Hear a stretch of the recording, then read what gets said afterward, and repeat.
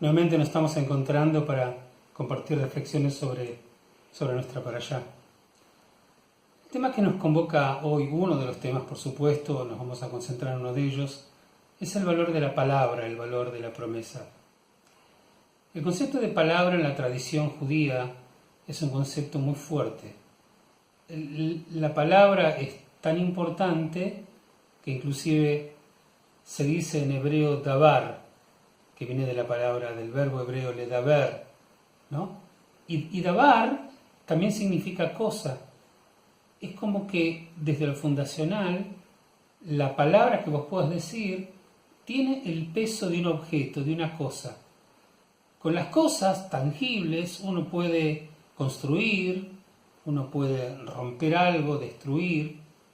Y con la palabra, que si bien es un intangible, también uno puede construir o puede destruir. De aquí la extraordinaria importancia que esta tradición y el texto bíblico, por supuesto, nuestra parashá, le otorgan a la palabra que uno vaya a empeñar. El texto dice: y habló Moisés a los príncipes de las tribus de hijos de Israel, diciendo: esto es lo que Dios ha mandado. Cuando alguien hiciere un voto a Adonai, al Señor, o hiciere juramento ligando su alma con obligación, no contaminará su palabra, hará conforme a todo lo que salió de su boca.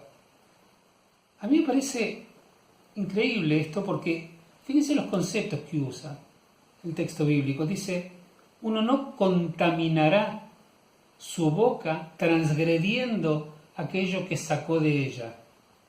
Dice: cuando alguien diga algo y se comprometa, porque las palabras que salen de la boca tienen que ser una manifestación del compromiso con aquello que vos te estás vinculando. Entonces dice el texto: no vas a contaminar la palabra que saques de la boca, y recordemos lo que dijimos al principio, el objeto, la cosa objetiva que saques de tu boca, que es la palabra, que no es en la tradición judía un intangible.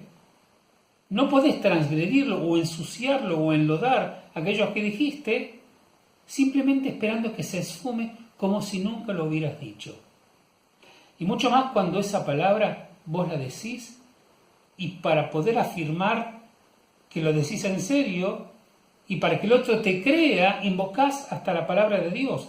Pero cuando uno dice: te juro por Dios que lo voy a hacer, te prometo por Dios que esto seguro, o sea, a veces la banalidad o el objetivo banal de lo que queremos hace que utilicemos el nombre de Dios de manera cotidiana como si fuera una suerte de reaseguro de que lo que estamos diciendo lo vamos a cumplir, cuando en realidad el que vayamos a cumplirlo o no tiene que ver con nuestra propia moral, no tiene que ver con la garantía de Dios como un garante eventual de lo que estamos diciendo.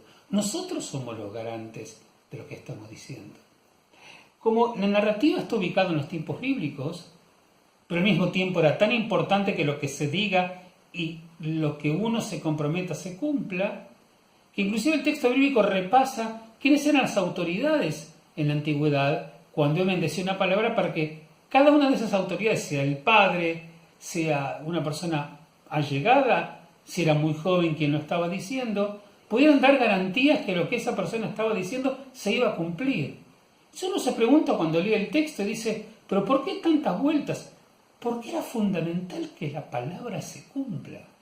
Si alguien tenía una objeción con lo que estaba diciendo determinada persona, o porque no tenía suficiente conocimiento, porque era menor, o porque estaba bajo la tutela de otro, era fundamental que quien tuviera la tutela pudiera garantizar que lo que se decía se cumpliera.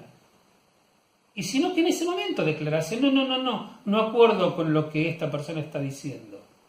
En definitiva, todo termina finalmente en el planteo de que la palabra empeñada se cumpla.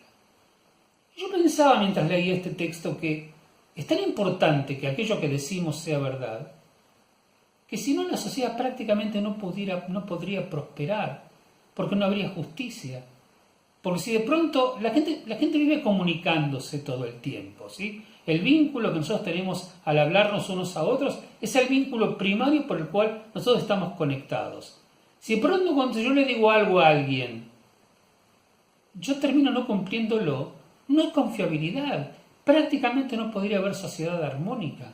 Por eso, cuando un grupo social está totalmente desarticulado, uno de los motivos esenciales es porque la palabra no se cumple, no hay confiabilidad.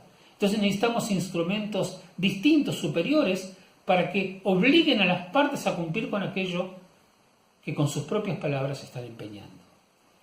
La Torá nos enseña de que para que la sociedad pueda construirse sana, para que las confianzas entre las personas se puedan vincular y fortalecer, para que los vínculos entre los hijos, entre los maridos y las esposas, puedan confiar y apoyarse fuertemente sobre una afirmación de promesa, para luego pasar hacia otra, esta tiene que ser sólida y tiene que mantenerse.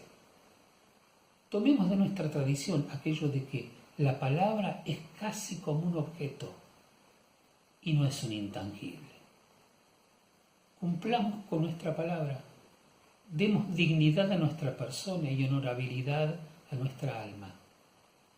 Y por favor, no utilicemos a Dios como nuestro garante, cuando ni siquiera nosotros estamos preparados para poder sostener lo que decimos. Tratemos de prosperar y de mejorar y de ser cada vez un poquito mejores personas. Shabbat Shalom para todos.